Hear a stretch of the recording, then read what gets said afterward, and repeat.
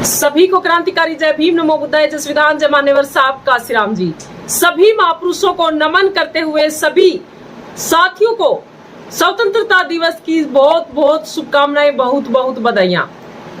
ये आज जो स्वतंत्रता दिवस 15 अगस्त जो पूरे भारत देश के अंदर मनाया जाता है, 15 अगस्त 1947 को भारत देश आजाद हुआ, ब्रिटिश शासन से की मुक्ति पाई है। और इस प्रकार से भाई चंद्रशेखर आजाद ने क्या कुछ कहा है इस 15 अगस्त 1947 का जो शुभ दिन है, जो स्वतंत्रता दिवस है, स्वतंत्रता दिवस के उपलक्ष्य में भाई चंद्रशेखर आजाद ने क्या कुछ कहा है, ये हम आप सभी साथियों को बताना चाहेंगे।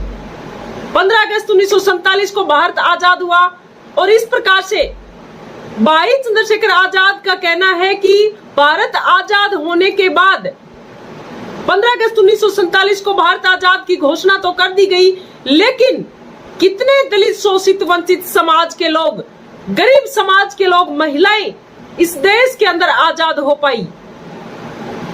26 जनवरी 1950 को विश्व रत्न डॉक्टर बाबा साहब भीमराव अंबेडकर का संविधान इस देश के अंदर लागू हुआ और उसके बाद इस देश के अंदर बहुजन समाज को, दलितों को नौकरी मिलना शुरू हुआ और पढ़ाई लिखाई का काम शुरू हुआ और महिलाएं, उनको हक अधिकार मिलने शुरू हुए। इस प्रकार से भाई चंद्रशेखर आजाद ने क्या कुछ कहा है कि भारत आजाद हुए 89 साल हो गए, क्या आज भी इस देश के लोग आजाद हो पाए हैं? इस प्रकार से आप देख सकते हैं भाई चंद्रशेखर आजाद ने ये पोस्ट की है, सभी साथियों को शुभकामनाएं दी है। कहा है कि प्रिय देशवासियों, 15 अगस्त केवल एक तारीख नहीं है, बल्कि करोड़ों भारतीयों के संघर्ष, बलिदान और सपनों का प्रतीक है। यह दिन हमें याद दिलाता है कि तिरंगा सिर्फ झंडा नहीं, बल्कि न्याय, समानता और बंधुत्व की शपथ है। इस प्रकार से आज आप देख सकते हैं कि किस प्रकार लोग जातिवाद के शिकार हैं, किस प्रकार से महिलाएं शोषण का शिकार है।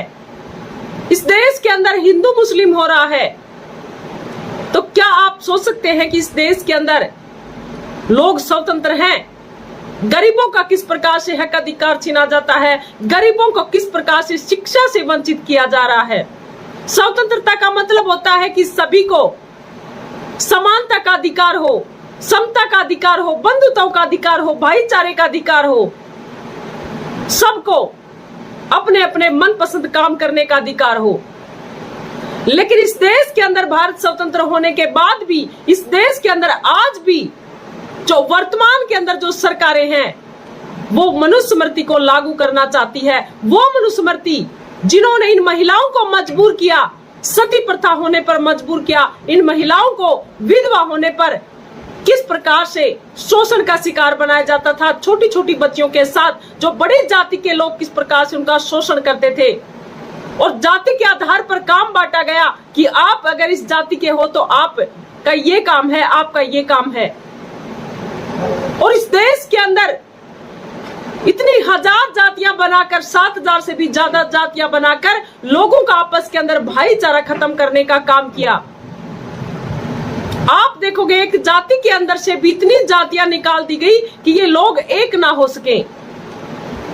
और ब्राह्मण समाज ने अपने एक ही जाति का नाम रखा, बस ब्राह्मण, उसके अंदर न कोई जाति निकाली और न ही अपना काम, बस उन्होंने कहा कि हमारा काम भागवत कथा करने का है, हमारा काम सत्संग करने का है, हमारा काम मंदिरों में पुजारी बनने का है। और इस देश के अंदर इतने स्कूल नहीं जितने की मंदिरों की व्यवस्था, मंदिरों का निर्माण इतना ज्यादा कर दिया गया और गरीबों का इतना शोषण होता है, आप अंदाजा भी नहीं लगा सकते।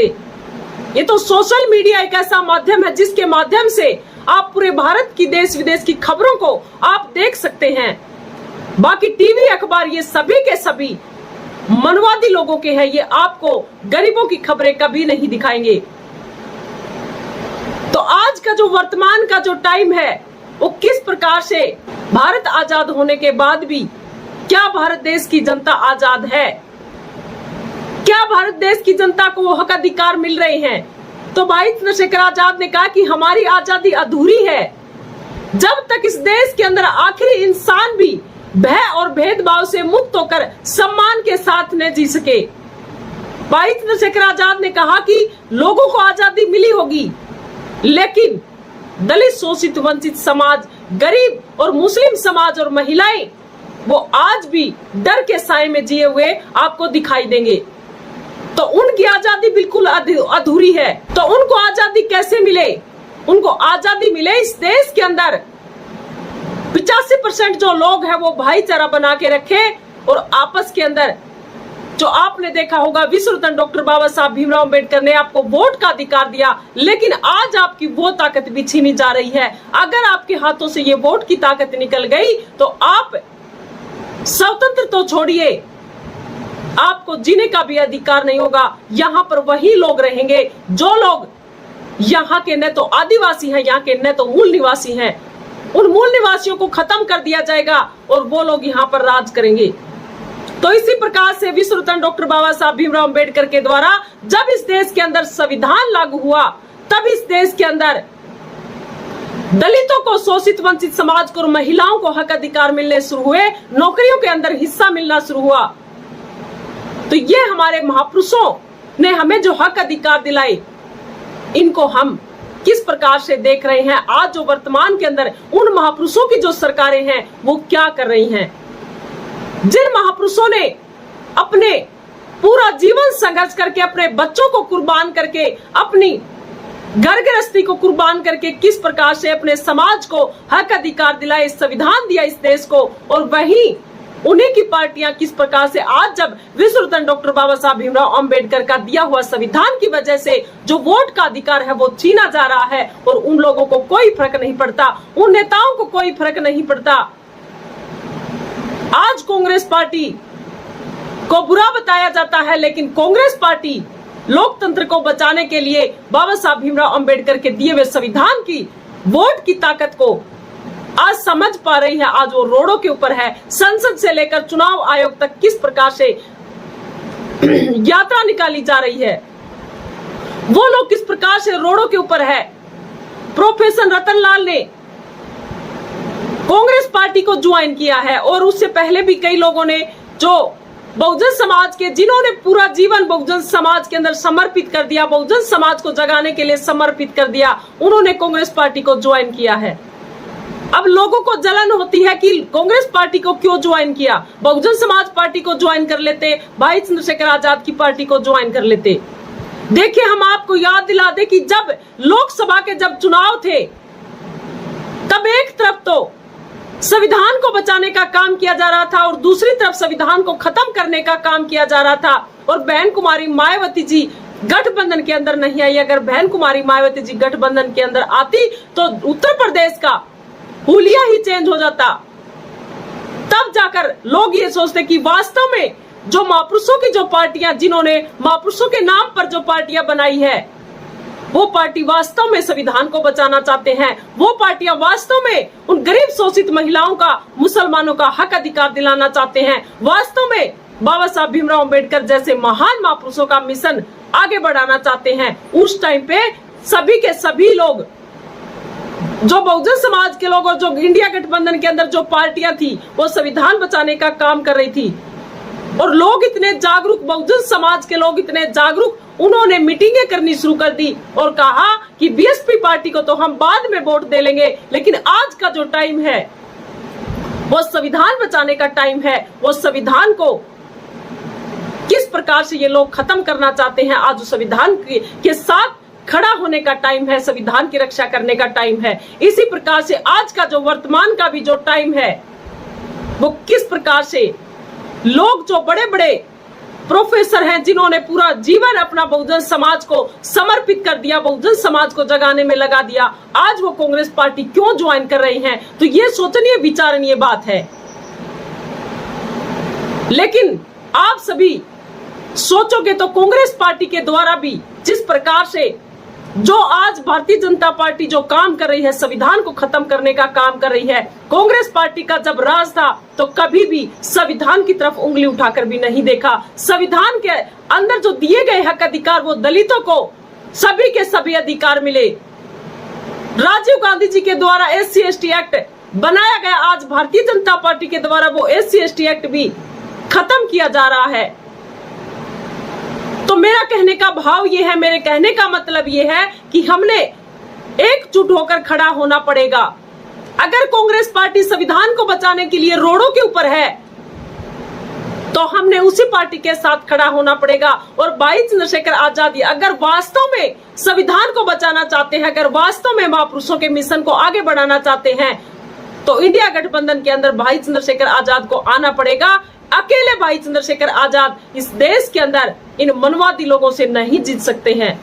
और बहुजन समाज के लोग उन्हीं की तरफ खड़े होंगे जो लोग वास्तव में लोकतंत्र को बचाना चाहते हैं। तो भाई चंद्रशेखर आजाद ने कहा कि आजादी का असली अर्थ तभी पूरा होगा जब देश में कोई भी व्यक्ति जाति, धर्म या लिंग के आधार पर भेदभाव का शिकार न हो और शिक्षा, रोजगार व अवसर सभी को समान रूप से मिले। लेकिन आज के वर्तमान के टाइम में क्या हो रहा है? शिक्षा को बंद किया जा रहा है, शराब के ठेके खोले जा रहे हैं, सरकारी स्कूलों को बंद किया जा रहा है, प्राइवेट स्कूलों को इतना उजागर किया जा रहा है और उनके अंदर इतनी फीस बढ़ाई जा रही है। तो क्या आप लोगों को समान शिक्षा इस देश के अंदर मिल पाएगी?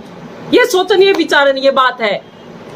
अगर सरकारी स्कूलों को इसी प्रकार से बंद करते रहे तो प्राइवेट स्कूलों के अंदर वही लोग पढ़ेंगे जिनके अंदर धन दौलत से परिपूर्ण है। जो लोग इस देश के अंदर बड़ी जाति के जो लोग हैं उन्हीं को अच्छी शिक्षा मिल पाएगी। आप गरीब, शोषित, वंचित समाज के लिए वो सरकारी स्कूल एक ऐसा माध्यम है जिसके द्वारा आपके बच्चे इस देश के अंदर शिक्षा प्राप्त कर रहे हैं। तो भाई चंद्रशेखर आजाद ने आवाज को उठाया, संसद के बाहर खड़े होकर भी, तख्ती लेकर भी कहा कि स्कूल अगर आपसे नहीं संभलते हैं, सरकार को बोला कि स्कूल आपसे अगर नहीं चलते हैं तो भीम आर्मी को लीज पर दे दे, हम ऐसे ऐसे कार्यकर्ता तैयार करेंगे, आपसे भी बेहतर शिक्षा बनाने का काम करेंगे। तो इस प्रकार से लखनऊ की सुप्रीम कोर्ट का फैसला आया कि 5000 स्कूल बंद नहीं होंगे। अगर वास्तव में अगर समानता के लिए अगर कोई लड़ रहा है, अगर जातिगत तौर के ऊपर जो शोषण हो रहा है उनको देखकर अगर किसी को दुख है तो वो आपके नेता भाई चंद्रशेखर आजाद है। और जिस प्रकार से भाई चंद्रशेखर आजाद को भी अगर वास्तव में चाहते हैं कि ये हक अधिकार मिले, मेरे समाज के लोगों को हक अधिकार मिले, तो उनको भी इंडिया गठबंधन के अंदर शामिल होना पड़ेगा।